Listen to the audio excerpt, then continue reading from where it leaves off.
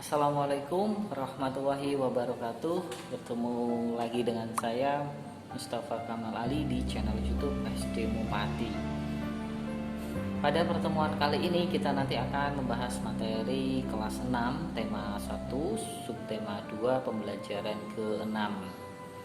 Nah, pada pembelajaran kali ini kita akan membahas materi tentang penyusunan simpulan berdasarkan informasi teks laporan dan pengamalan sila kelima Pancasila. Oke, sebelum kita lanjut ke pembahasan materi, anak-anak siapkan alat tulis kalian. Nanti silakan kalian catat hal-hal penting atau materi-materi penting dari penjelasan nanti untuk ringkasan kalian ya. Oke, untuk selanjutnya mari kita simak pemaparan materi berikut ini.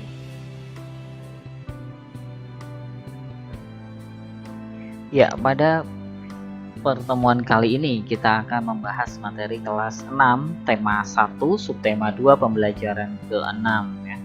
Nah, pada pembelajaran kali ini kita nanti akan membahas materi menyusun simpulan berdasarkan informasi dari teks laporan dan pengamalan sila kelima Pancasila.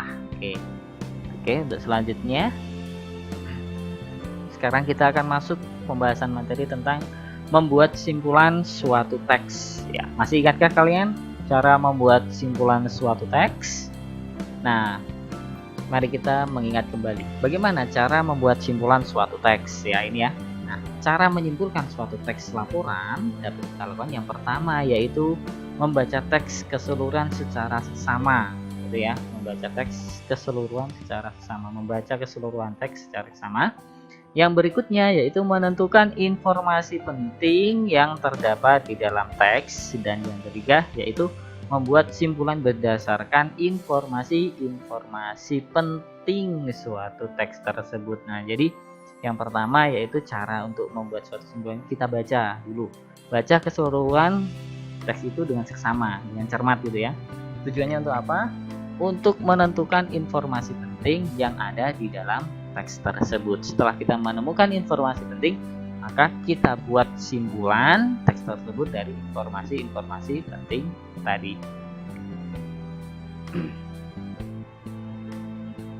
Nah, oke, agar lebih jelas, mari kita coba berlatih. Mari kita baca dan simpulkan teks berikut ini. Di sini ada sebuah teks ya, fakta unik tentang penyu.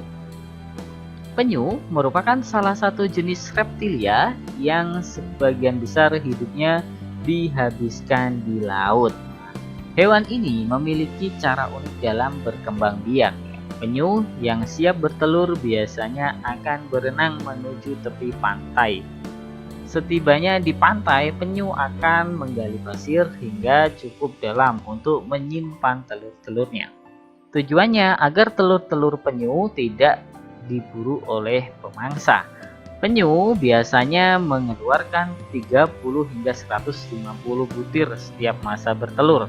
Setelah menetas, anak-anak penyu itu bergegas pergi ke laut.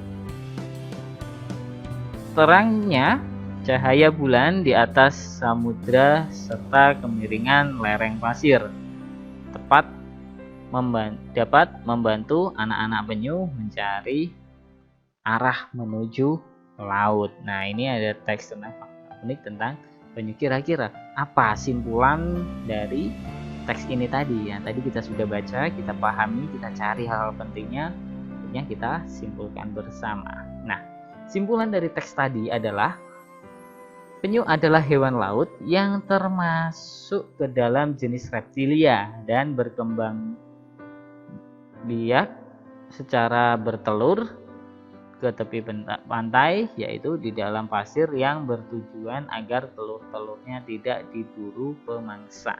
Nah, itu tadi simpulan dari teks tentang fakta unik penyu. Nah, tentu anak-anak sudah ingat kembali ya cara menentukan simpulan dari suatu teks laporan. Nah, oke, selanjutnya kita menuju ke materi berikutnya yaitu penerapan sila kelima Pancasila. Oke, kita amati di sini ya. Di sini ada gambar Pancasila ya. Ada gambar Pancasila, dan di sini kita akan membahas sila kelima Pancasila. Sila kelima Pancasila dilambangkan dengan padi dan Lapas yang berbunyi keadilan sosial bagi seluruh rakyat Indonesia. Nah, sekarang apa nilai yang terkandung di dalam sila kelima ini ya, sila kelima Pancasila ini? Nah, nilai yang terkandung di dalam sila kelima Pancasila ini adalah bersikap adil dengan menjaga keseimbangan antara hak dan kewajiban. Nah, jadi inti dari nilai yang terkandung dalam sila kelima Pancasila ini adalah menjaga keadilan. Kita harus adil karena bunyinya keadilan sosial bagi seluruh rakyat Indonesia dengan memperhatikan hak dan kewajiban. Antara hak dan kewajiban harus seimbang. Yang nilai yang terkandung dalam sila kelima ini adalah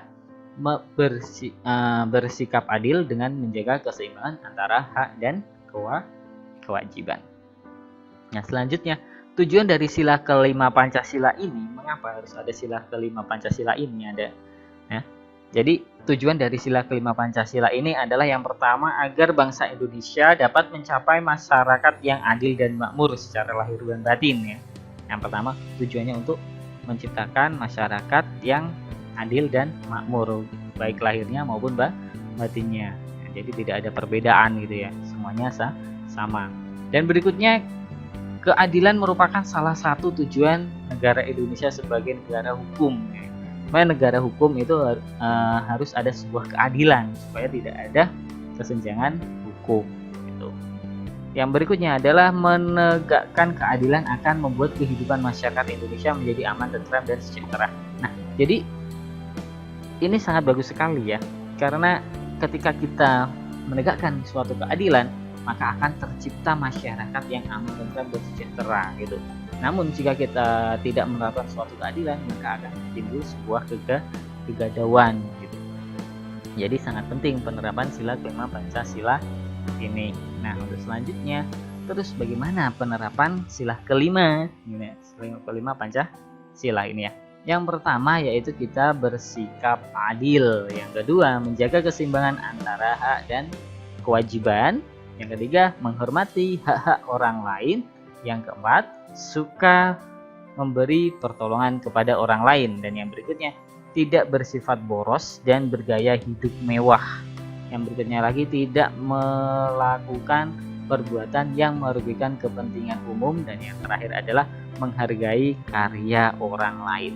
Wah, cukup hebat sekali ya. Jika kita mampu menerapkan dari beberapa hal sila kelima Pancasila ini, maka akan terciptanya masyarakat adil, makmur, sentosa gitu ya. Akan masyarakat yang aman gitu.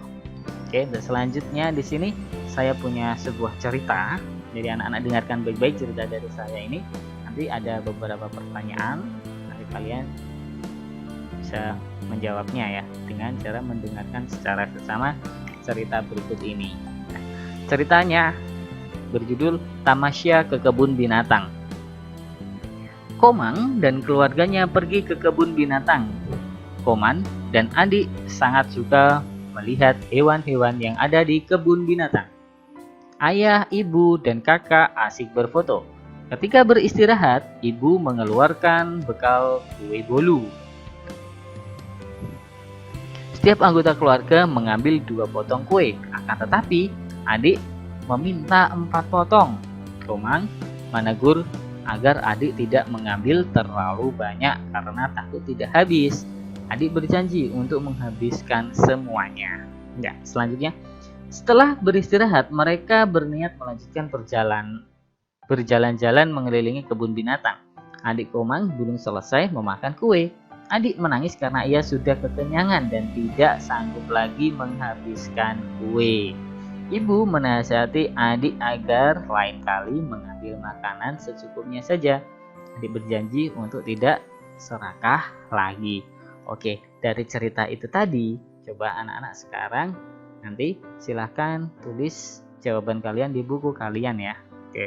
Nah, pertanyaan pertama, bagaimana pendapatmu tentang sikap Komang? Nah, jadi bagaimana pendapat kamu tentang sikap Komang? Dan pertanyaan kedua, bagaimana pendapatmu tentang sikap adik? Adik ini berarti adik si Komang dalam teks tadi.